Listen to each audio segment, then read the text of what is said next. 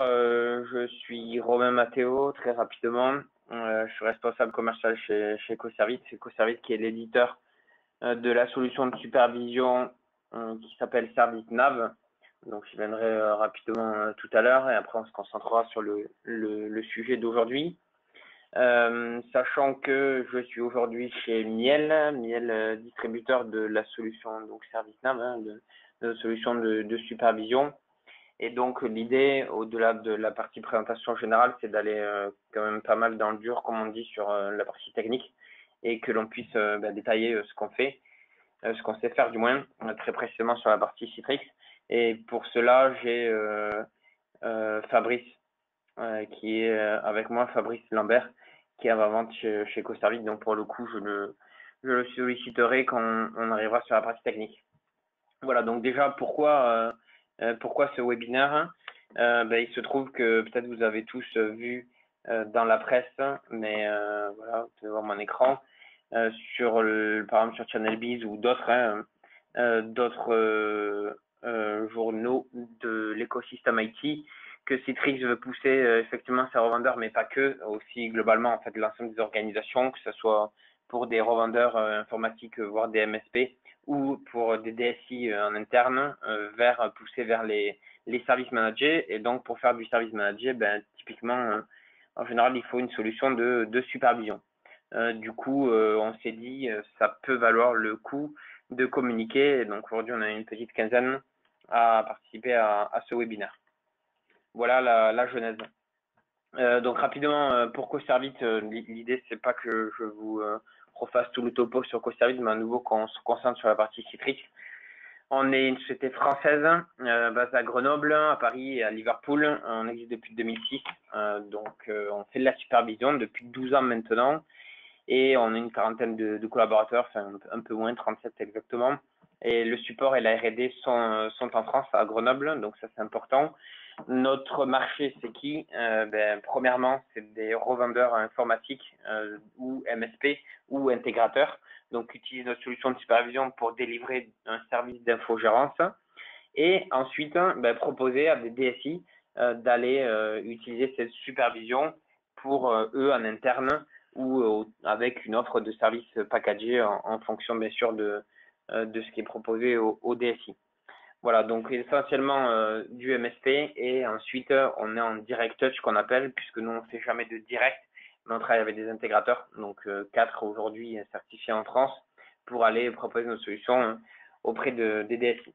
Donc en supervision, bon bien sûr quand on parle de supervision, on pense souvent en Agios. On sait bien sûr, on est basé sur une brique de Nagios. Donc il y a 12 ans, l'idée c'était pas de réinventer la roue, mais c'était de construire au-dessus de Nagios de la valeur ajoutée.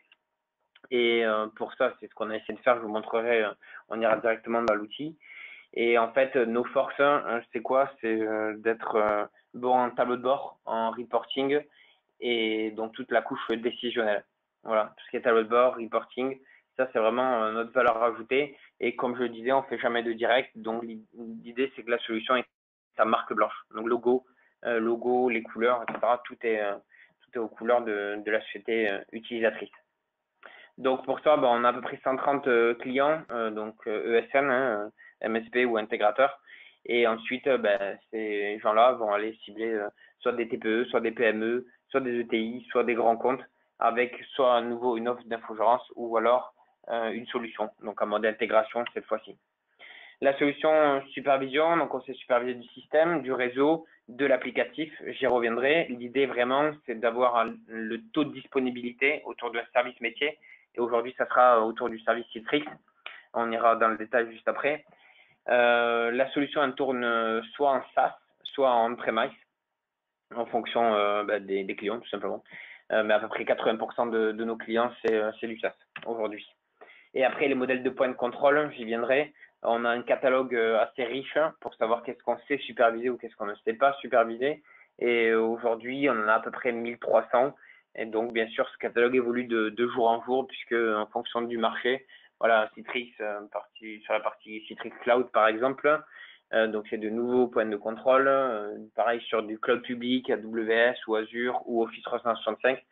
Tout ça, c'est c'est des offres de services en plus à proposer aux clients finaux et ou les clients finaux en interne. Et donc, du coup, il faut pouvoir le superviser. Voilà, après, petit laïus sur les clients qui sont donc du public, du privé et certains, par exemple des aéroports ou autres, qui sont en fait des clients indirects à nouveau, qui utilisent notre solution de supervision à la DSI. Après les événements, on est auprès du club des sillons DSI sur Paris, on a l'IT Meeting, Datacore Days, puisque Datacore est un aussi de nos partenaires technologiques comme les Citrix. On y reviendra peut-être sur un autre webinaire. On a fait aussi le CRIP, Next par exemple de Nutanix. Pareil, Nutanix c'est un partenaire techno. Donc l'idée c'est quoi? C'est de faire de la supervision au-dessus des équipements Nutanix comme Citrix pour aller proposer encore plus de valeur ajoutée aux clients finaux et aux end-users, bien sûr les utilisateurs. Voilà, après partenaires techno, c'est ce que je disais, Datacore, Citrix, Microsoft, etc.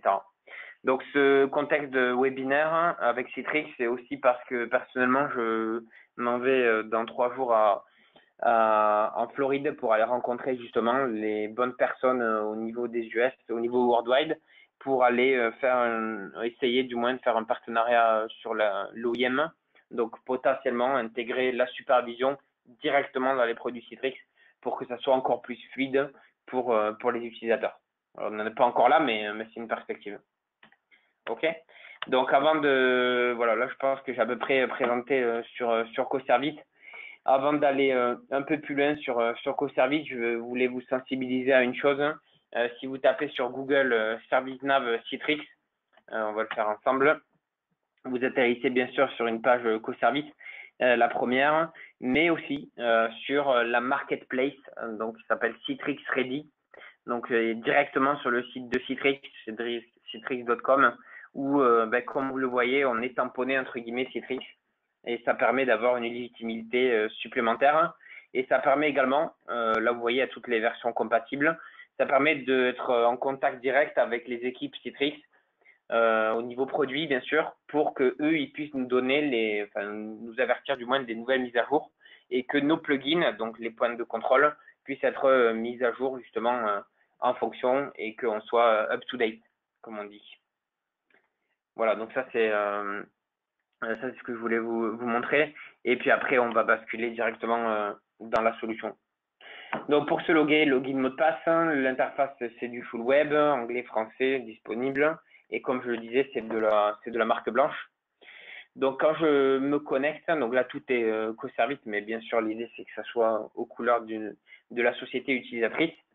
J'ai ce qu'on appelle la météo des services utilisateurs. Bien sûr avec un menu en haut, un sous-menu sur la gauche, donc ça je vais le passer. Donc j'arrive sur une météo. Donc la météo, ça peut être l'ensemble des business services, donc des services métiers qui sont fournis par la DSI aux clients finaux ou alors qui sont fournis par le MSP aux clients finaux. Et donc dans ces services-là métiers, on voit bien sûr qu'il y a des services Citrix, donc je vais y venir.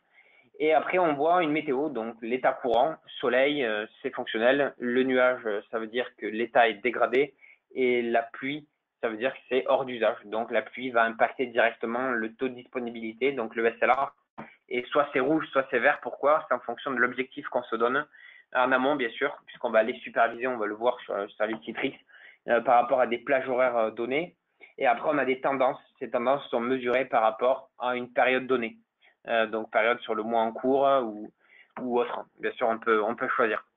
Donc si je rentre dans le service Citrix, qui est pour le coup hors d'usage, on a un objectif de 99% de taux de disponibilité de lundi au vendredi, 9, 12, 14, 18. Et là, sur la période donnée, c'est-à-dire le mois, puisque je suis du 1 au 8, là j'ai 20% de taux de dispo. Donc je vais aller voir d'où ça vient. Donc soit j'appuie ici sur visualiser la carte, soit j'appuie directement sur le nuage. Voilà. Et là, en fait, je vais avoir l'étendue des dépendances au niveau du service Citrix. Donc là, je vais l'enlever. Et puis, bon, bien sûr, je peux zoomer, dézoomer. Donc là, je vais zoomer un peu trop. Voilà. Donc, on voit que c'est... Alors, attendez, je vais arrêter d'animer le chemin. que ça a clignoté, voilà, on pourrait faire mieux. Donc, ce service-là, pardon, Citrix, du moins dans ma démo, comment c'est configuré. Alors, c'est configuré que le service Citrix dépend d'un autre service métier qui s'appelle partage de fichiers, puisqu'en fait, l'idée de cette imbrication, c'est de savoir de quoi dépend quoi et quels sont les niveaux de dépendance. Soit c'est bloquant, donc le trait plein que vous voyez, soit c'est dégradant, donc on va pouvoir gérer justement les redondances avec ces traits pointillés et faire en sorte que si un pointillé est hors d'usage, à ce moment-là, je suis en état dégradé. Donc en gros, le service est toujours disponible, mais il commence à avoir des latences, ou alors certains utilisateurs ne peuvent pas accéder à certains services, etc., etc. Mais par contre, le service global, on considère que lui, il est disponible. Donc c'est pas le cas ici. Pourquoi? Parce qu'on voit que sur un point de contrôle qui s'appelle Share Available, donc là je vais aller dans le détail. Donc ce point de contrôle là, pour le coup, lui, il est hors d'usage. Donc qu'est-ce qu'il dit là, ce point de contrôle, puisqu'on a tout documenté dans la solution, documenté en français, c'est encore mieux. On a un modèle de service qui s'appelle partage dispo, et lui, il teste la disponibilité d'un partage de fichiers sous Windows ou Linux et récupère l'espace libre du partage. Voilà, donc a priori, ce point de contrôle-là est hors d'usage, puisqu'on a un détail sur l'alerte qui est accès refusé. Donc, il va me renvoyer une alerte de type bloquant, donc critique, rouge, et qui va remonter au service le plus haut. L'impact est bloquant, puisqu'il y a un trait plein. Et à nouveau, l'impact avec le service le plus haut ici, c'est un trait plein. Donc, ça fait que le service global est, lui, hors d'usage. Autre exemple, sur le Netscaler, par exemple, ici. Vous voyez, là, Netscaler, le statut, il est quoi? Il est en météo, qui est avec un nuage. Donc, ça veut dire que le service est disponible, on ne va pas décompter du SAA. Par contre, on a quelques soucis. Donc, les quelques soucis, c'est pourquoi? Parce qu'on voit qu'on a redondé, il y a deux Netscalers, 1 et 2. Et sur le Netscaler, après, j'ai des points de contrôle en dessous encore. Et il y en a un point de contrôle qui, lui, pour le coup, le vServer State, on ira après tout à l'heure sur les points de contrôle, qu'est-ce qu'ils font. Lui, il est hors d'usage. Par contre, vu qu'il est redondé ou qu'il n'est pas critique, le service le plus haut fonctionne et on ne va pas décompter du SLA. Ok, donc je fais pareil sur les autres. Et en fait, ça se résume très bien on a fait une datasheet justement avec Citrix sur ce qu'on est capable de faire ou pas concernant le stack Citrix. Donc là, c'est la datasheet. J'ai switché de la démo à la datasheet. On arrive sur voilà, Citrix Ready, ça c'est ce que je vous ai raconté.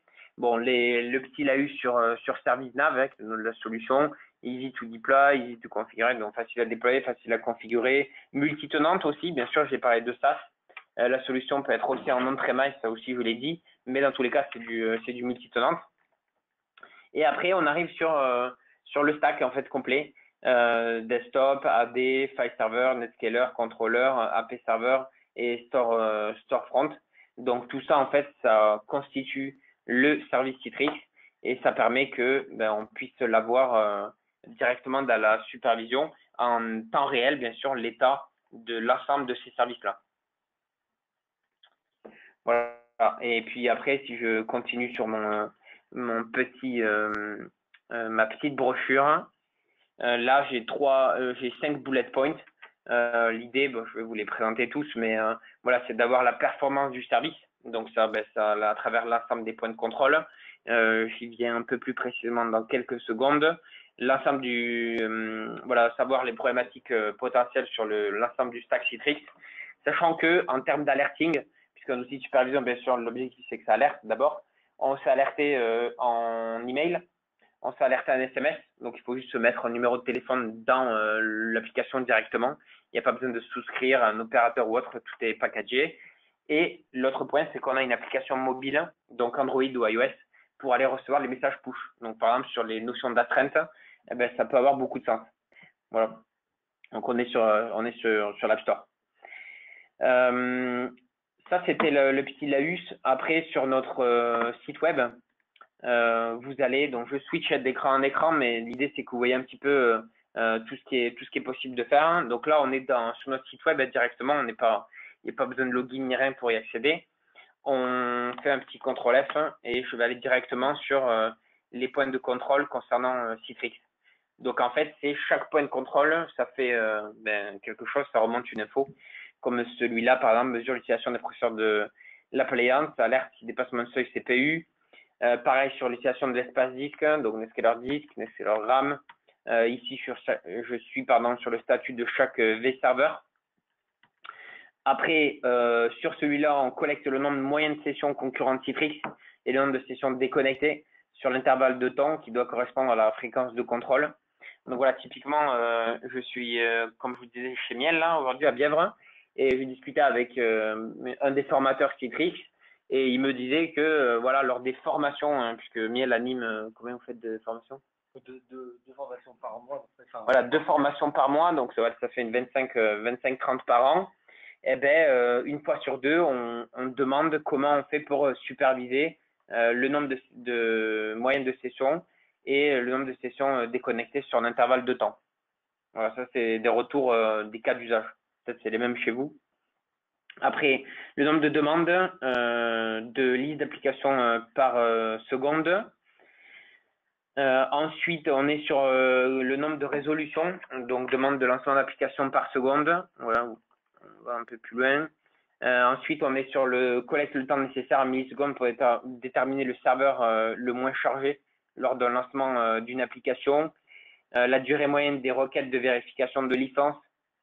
Voilà, donc c'est peut-être des choses qui vous parlent. Bon, je ne vais pas tous les faire parce qu'il y en a un petit paquet. Mais en tout cas, on est sur normalement des cas d'usage. Donc ça, d'ailleurs, pourquoi on le fait, hein, pour info? Parce que nos clients nous l'ont demandé. Avec Miel, on a bossé sur les specs pour savoir qu'est-ce que les utilisateurs voulaient ou voulaient voir sur les services Citrix. Et derrière, hein, eh ben, on l'a mis en prod et c'est directement dans la solution. Voilà.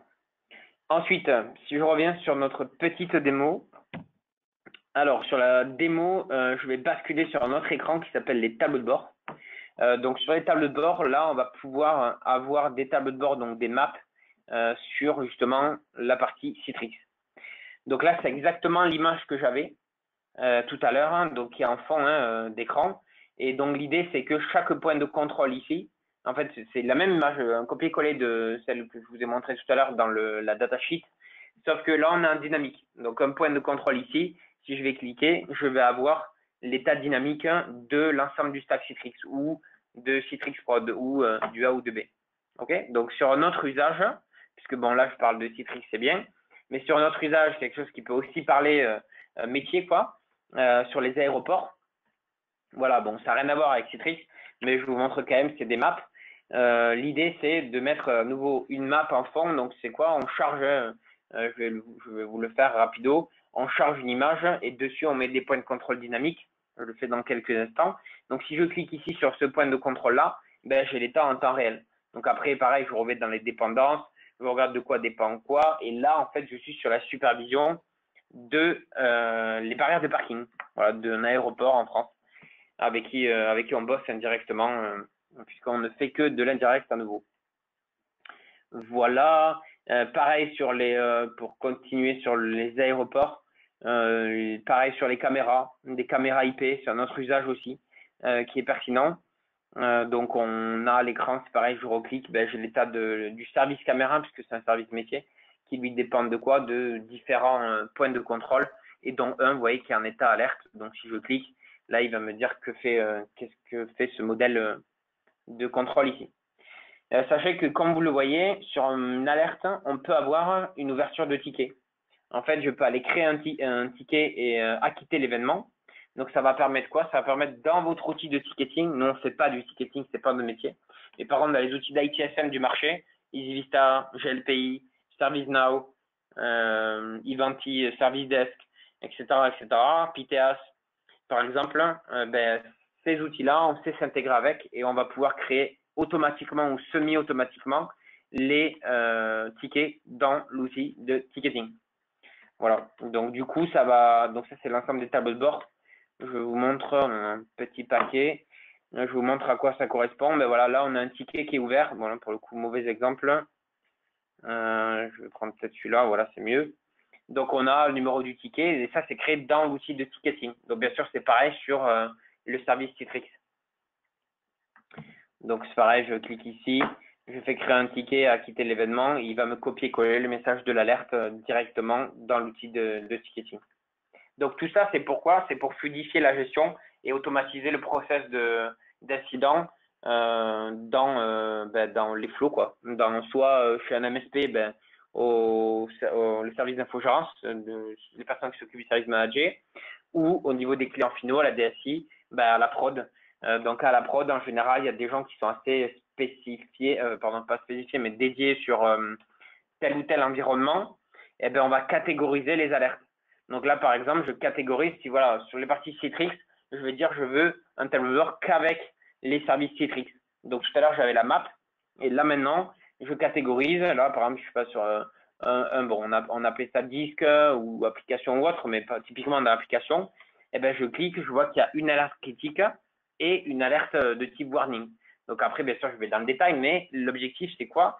C'est d'aller dispatcher au maximum les alertes en fonction des métiers et en fonction des gens qui savent les intervenir dessus. Voilà sur les tableaux de bord. Bon, après, c'est 15 heures là, je vais pas non plus m'attarder trop, mais on a une série de tableaux de bord. Pareil sur les maps, ça peut être intéressant de vous montrer cette map là. Donc cette map, ça sert à quoi?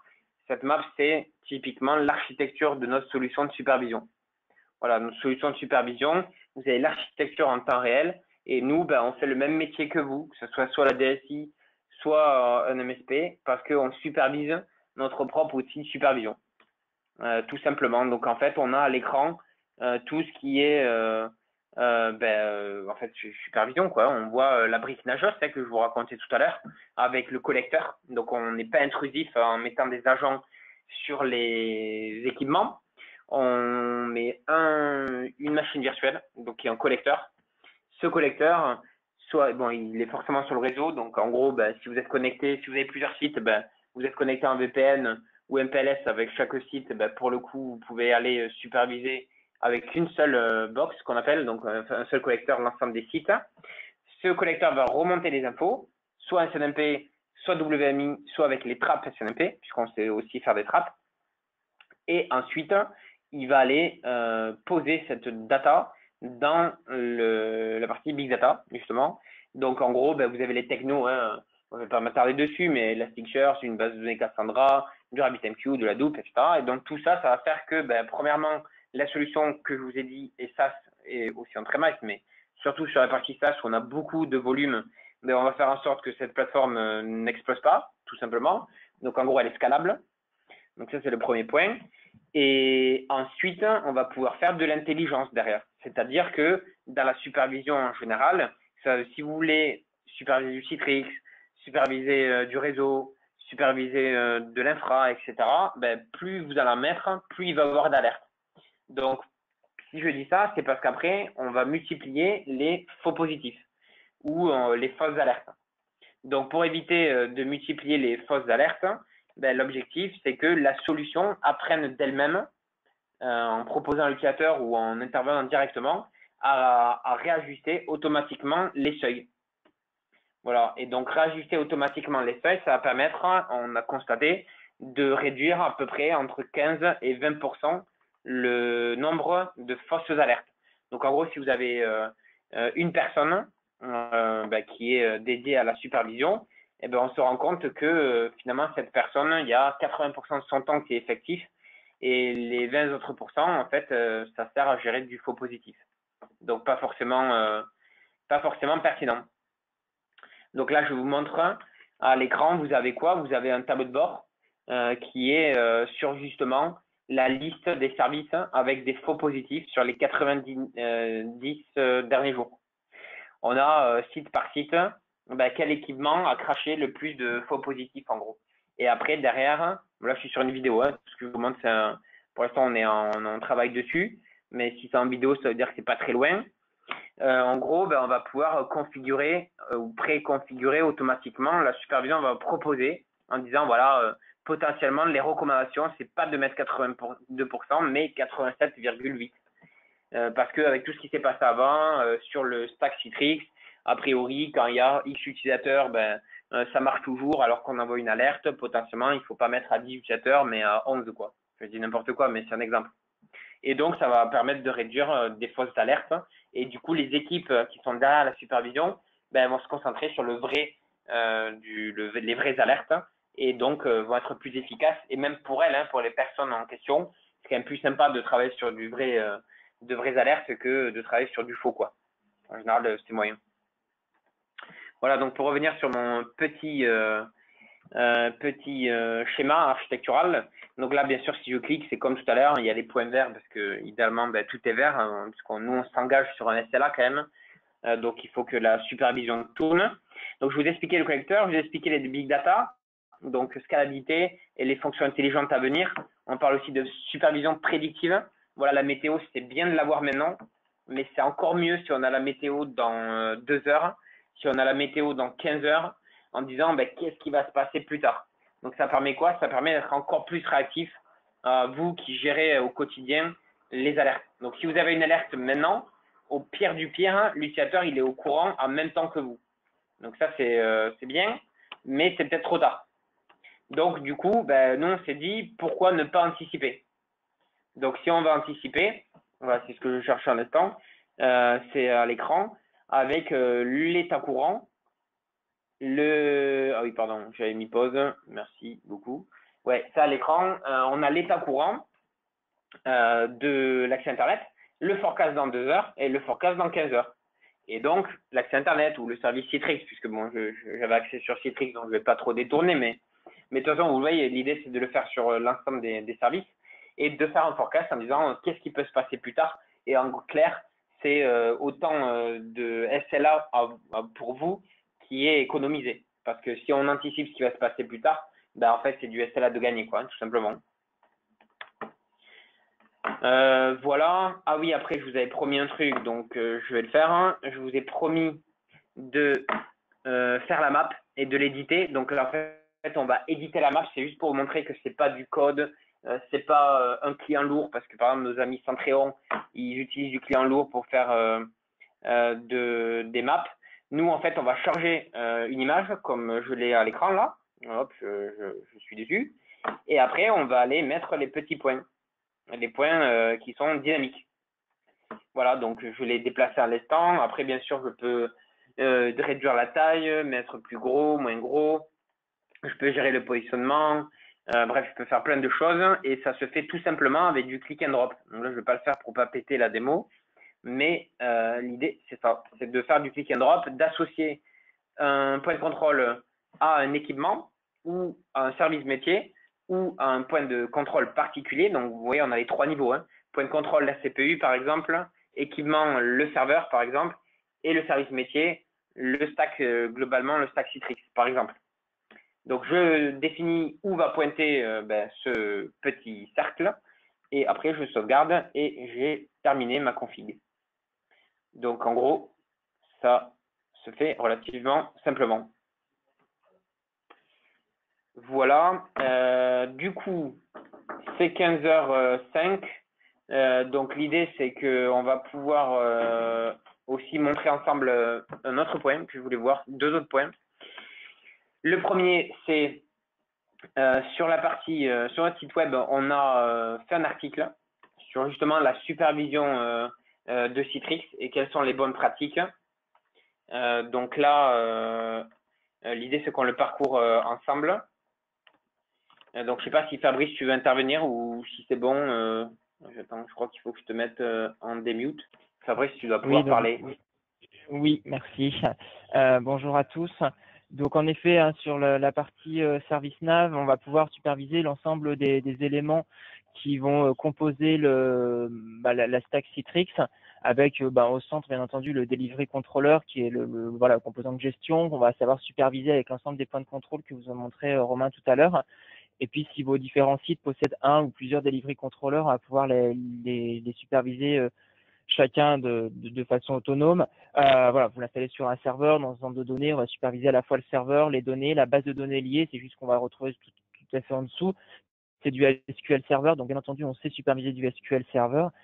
Et pour vous faire gagner du temps avec tout ça, on va pas vous demander de superviser chaque point et de les inventer. On vous a créé Et on a créé dans le produit, et ça c'est une des forces du produit aussi, on a intégré au niveau de notre catalogue, je sais pas si c'est noté là ou pas, Romain, mais c'est dans notre catalogue, on a en tout cas des modèles d'équipement, ce qu'on appelle vraiment des modèles d'équipement qui vont permettre de dire, bah, vous ajoutez ce modèle, c'est un delivery controller, on va ajouter automatiquement un certain nombre de points de contrôle qui vont dépendre bah, des différents éléments, mais voilà, vous ajoutez votre delivery controller, on va vous ajouter l'ensemble des points de contrôle liés à ce point-là, et ça c'est vraiment une des forces du produit, que ce soit sur Citrix ou bien entendu sur l'ensemble des éléments qui vont composer voilà, qui vont être supervisés par ServiceNav. Donc ça fait vraiment partie des points importants, et on va retrouver ensuite l'ensemble des autres briques derrière, que ce soit le VDA, le storefront, le studio, le directeur, etc., le serveur de licence. Et comme vous le montrez tout à l'heure, Romain, on va être capable d'aller monitorer outre le bon fonctionnement. Voilà, on a le bon fonctionnement du stack, des différents éléments, ça c'est habituel, mais on va pouvoir aller plus loin derrière en se disant bah je veux aussi superviser le nombre de licences utilisées ou des choses de ce type-là, comme vous le montrez Romain tout à l'heure. Et l'objectif, c'est vraiment de se dire, bah, je vérifie à la fois le nombre de ces ouvertures de sessions sur un intervalle de temps. Donc, je vérifie que mes utilisateurs utilisent le produit. Je vais vérifier qu'on a bien le bon nombre de licences adaptées, etc., le bon nombre de serveurs. Donc, avec ces différentes métriques, on va pouvoir vraiment faire des choses assez fines, à la fois sur le bon fonctionnement et sur de l'usage un peu plus, on va dire, fonctionnel derrière. Notamment bah, sur est-ce que votre serveur de licence il est bien allumé, etc. Voilà, outre le fait qu'il soit bien allumé, aussi le nombre de licences, et c'est vraiment ces doubles points-là qui ont un fort intérêt dans ServiceNav, dans la supervision des éléments techniques et fonctionnels. Et à partir de ça, on va bien entendu, bah, c'est ce que vous montre Romain dans le catalogue, et c'est la météo qu'on conseille de mettre en place, qu'on met chez la plupart de nos clients. Voilà, c'est ce qui est là actuellement à l'écran. La cartographie du service utilisateur Citrix que Romain vous montrait tout à l'heure dans la map. Alors, tout à l'heure, on avait du rouge, du orange, etc. C'est une démo, on le fait exprès, des choses qui marchent pas pour montrer que ça vit aussi. Ici, bah, bien entendu, on est plutôt dans un cas client où c'est un peu tout vert, où on va se retrouver avec ces différents éléments, le netscaler, le contrôleur, le storefront, qui sont des éléments où on va les mettre soit en critique, soit en non critique, voilà, je trouve mes mots. Voilà, donc notamment si ils sont critiques, le storefront il va être indispensable au fonctionnement, et derrière je vais pouvoir le gérer, et je vais notamment pouvoir aussi gérer avec ses dépendances, c'était le mot que je cherchais, les dépendances. Je vais pouvoir gérer avec mes dépendances le fait d'avoir des éléments qui sont en cluster. Voilà, tout ça, ça va pouvoir être géré via ServiceNav de façon assez simple par des météos de service qui vont être là en place pour pouvoir mettre toute cette supervision. Et l'objectif de la météo de service, c'est de refaire les maps qu'on vous a montrées. C'est vraiment de se dire, je pars d'un point de vue technique, chaque point de contrôle, est-ce que tel service marche, est-ce que ma connexion de ma base de données fonctionne, est-ce qu'il reste de la place dans ma base de données, c'est ce qu'on voit là, le MS SQL Database Free. Donc tout ça, c'est vraiment des points de contrôle très précis. Et derrière, on va construire une météo de service qui vont nous dire simplement, est-ce que mon Citrix marche ou est-ce que mon Citrix ne marche pas. Et c'est vraiment on va dire ce qui est le plus important derrière, voilà, qui va être la chose à savoir. Est-ce que mon Citrix marche ou marche pas? Et à partir de cette conception de base de météo de service, je vais pouvoir me dire derrière, voilà, facilement construire la météo de service et superviser les différentes briques qui sont dans ServiceNav ici, enfin dans Citrix, pardon, le storefront, le directeur, le database, etc. Et puis si vous en avez plusieurs, on va être capable de le superviser sur du multisite et des choses de ce type-là aussi. Voilà. Voilà, donc tout ça, tout ce que je viens de vous dire là, vous allez le retrouver, alors peut-être pas dans l'ordre où je l'ai dit, mais sur la page que Romain est en train de vous montrer, on retrouve vraiment toutes les bonnes pratiques, les différentes briques et comment superviser chacune des briques avec les points de contrôle qui existent. Super, merci Fabrice. 15h10, il me reste un point, c'est le reporting. Du coup, le reporting, on y va. Donc le reporting, en fait, il s'envoie automatiquement depuis la plateforme. Donc là, je suis toujours sur l'interface, j'ai cliqué sur configuration, configuration reporting, et ensuite je vais aller chercher un rapport. Et l'idée, c'est pas que c'est que en fait, je vous montre comment en créer un et que vous voyez que ça se fait relativement simplement. Donc, je vais définir un titre, je vais définir quel type de rapport, puisqu'on a différents types de rapports. On y verra tout à l'heure. Après, la visibilité, qui doit le voir ou pas, parce que si vous êtes à la fois DSI ou MSP, peu importe, mais dans tous les cas, vous pouvez partager aux utilisateurs. Donc, l'idée, c'est quoi? C'est que vous pouvez leur envoyer automatiquement sur une boîte mail ou à la direction, ou alors sur un partage de fichiers. Ou alors, encore mieux, passer l'accès à la plateforme de supervision et qu'ils aient une vue simplifiée, peut-être le rapport et la météo. Et pareil, la météo que je vous ai montré tout à l'heure, j'ai oublié de le préciser, mais on a des API qui sortent.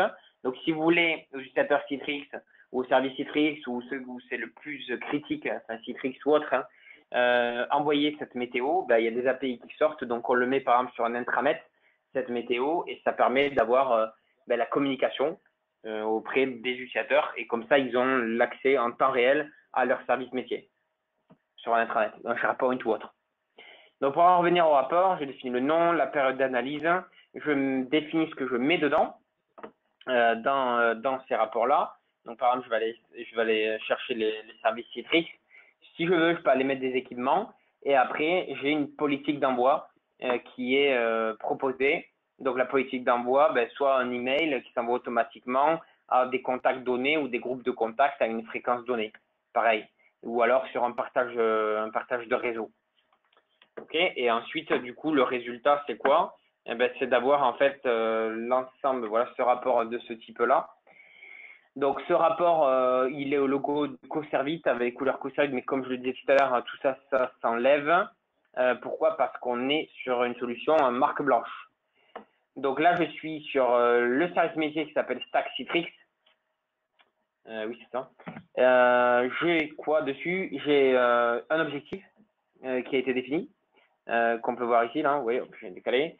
Donc, on va sur le 99%, mesurer 92,56.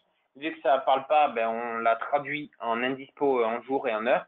3 jours et 4 heures d'indispo. On va définir, c'est défini, sur une plage horaire donnée, qui est ici. Ensuite, on a les tendances et les évolutions. Donc, en fait, on voit que, pour le coup, il y a eu 12 indispos, d'une durée moyenne de 12 minutes chacune. Donc, en clair, l'indispo a été plutôt rapide, mais il y a quand même eu une indisponibilité. Donc, le service informatique a été relativement réactif pour intervenir. Cependant, il y a eu des soucis. Ensuite, on a les histogrammes sur ce qui s'est passé auparavant. Et normalement, avec tout ça, l'idée, c'est de savoir, grosso modo, d'où ça vient et surtout, qu'est-ce que vous pouvez préconiser. Donc, au service IT ou alors d'un service provider à son client, quoi. Donc là, par exemple, c'est un exemple redondé, etc. Et puis après, l'idée, c'est quoi? C'est de prioriser les ressources et les budgets sur la redondance, puisque a priori, la préconisation des liens réseau. Donc, en fait, à partir de là, l'outil, on estime que la supervision est du coup une supervision décisionnelle puisque ça permet d'aller donner, surtout j'ai oublié le gain, un jour de production sur le mois suivant, par exemple. Voilà. Et donc après, vous, en comité de pilotage, que ce soit à la direction en interne ou auprès de clients, en fait, vous transmettez la pression de l'autre côté en disant voilà, voilà ce qu'il faut faire. Vous avez toutes les billes, qu'est-ce qu'on fait? Est-ce qu'on veut gagner un jour de productivité pour le service impacté ou est-ce que pour le coup, on reste à 3 jours, bien qu'on soit en dessous de l'objectif? Voilà, on fait avec l'infra qu'on a, on fait avec les ressources qu'on a, on fait avec le budget qu'on a, peut-être que l'objectif qui est là, pour le coup, il est trop haut, quoi. Donc, si ça fait ça pendant 3 mois ou 4 mois ou 6 mois ou 12 mois, peut-être que ça vaut le coup de redescendre l'objectif. Voilà, donc c'est vraiment le niveau le plus haut. Bien sûr, si vous êtes technophile et que vous voulez vraiment avoir de la supervision technique, ça le fait, puisque là, c'est chaque point de contrôle. Là, le rapport que je vous montrais, il est très basé sur le high level, en fait. Donc, un autre type de rapport un peu plus dans le détail. Là, j'ai quoi? J'ai en fait les courbes, bien sûr, les métriques, on les a directement dans l'outil en live. Cependant, ici, on est sur du consolidé. Consolidé, donc on a du 1 au 29, par exemple, du mois, initiation en pourcentage. Et en fait, on voit quoi? On voit qu'on a deux courbes. La moyenne, donc là, normalement, tous les outils de supervision, ils vous donnent la moyenne. Ce qui est malheureux, c'est que dans la moyenne, c'est tellement moyenné qu'en fait, dans les courbes, on n'y voit rien, quoi. Donc, en gros, ça sert, mais pas grand-chose, à moins que ça soit une interruption de service pendant 10 jours. Là, forcément, vous allez le voir. Mais en général, ce n'est pas le cas. En général, c'est 10, 15, 30 minutes en moyenne, une indispo. Donc, si c'est moyenné sur les 7 heures ou 8 heures ou vers les 24 heures, on ne voit rien. Donc, on s'est dit, pourquoi ne pas faire une autre métrique qui s'appelle la moyenne à l'heure de pic. Donc, c'est-à-dire que l'outil, tout seul, chaque jour, il va définir une heure de pic. Il va dire, voilà, grosso modo, le matin à 9 h, c'est quand il y a tout le monde qui se connecte. Et boum, les sessions Citrix, ça peuvent exploser, par exemple. N'importe quoi, mais c'est un exemple. Et donc, on va avoir le pic sur la moyenne à l'heure de pic, donc comme on voit à l'écran, avec une utilisation en pourcentage. Et en fait, l'idée de ça, c'est quoi? C'est que vous puissiez justifier de ce comportement. Hop là, je vais faire une petite capture d'écran. Je fais un petit copier-coller. Je fais un coller ici.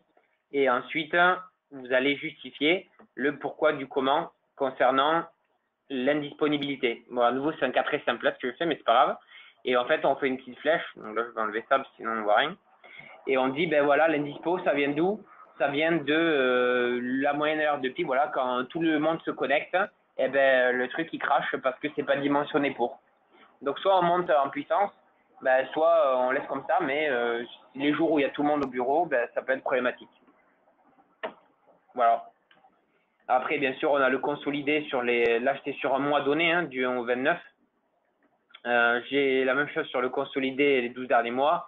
Et après, on s'éloigne un peu de Citrix, mais sur les sauvegardes, voilà, bon, là, je suis sur du Vim, mais sur les sauvegardes, succès, alerte, échec, enfin, voilà. De toute façon, la supervision, on est sur du Citrix ici, mais comme vous l'avez compris, c'est multi-éditeur, multi-constructeur, donc l'idée, c'est de tout consolider et d'avoir une vision globale sur l'ensemble des services consommés au niveau de la DSI ou des services métiers. Voilà. Je crois que j'ai pas été mauvais sur le coup en termes de timing. Il y a justement le formateur Citrix à côté de moi là de Chimiel qui me disait, puisqu'on était en off pendant que Fabrice parlait, il me soulevait un point, je le laisse parler. Ouais, bonjour à tous. Ouais, juste un petit point en fait sur les plugins que tu as présenté tout à l'heure. En fait, il y avait juste un truc qui était important, c'était aussi la durée d'ouverture de session. Par exemple, on voit ici, il y a donc quasiment, c'est le dernier, celui qui est là justement, Citrix App Session Opening Max. Et en fait, ce qu'on peut dire, c'est que si jamais ce temps en fait d'ouverture de session peut augmenter, en fait, ce qu'il peut y avoir comme impact derrière, ça peut être par exemple le file server, par exemple, qui peut donc augmenter ce temps d'ouverture de session, ou par exemple des problèmes au niveau stockage. Donc ça, en fait, ça peut être aussi remonté directement par des métriques remontées par la partie de supervision. Voilà. Voilà. Je crois qu'on est bien. Donc, je sais pas où vous êtes, mais ici, il fait très chaud. Donc, je vous souhaite une belle journée ensoleillée. Je vous souhaite un bon été. Et si vous avez des questions, n'hésitez pas, soit Mies, soit Co-Service, soit les deux, à demander plus, à savoir plus. On fait aussi, il est possible de tester. On a des POC possibles. Vous mettez en place cette fameuse collecteur et vous essayez sur certains services et vous testez, voilà, si ça a du sens ou pas.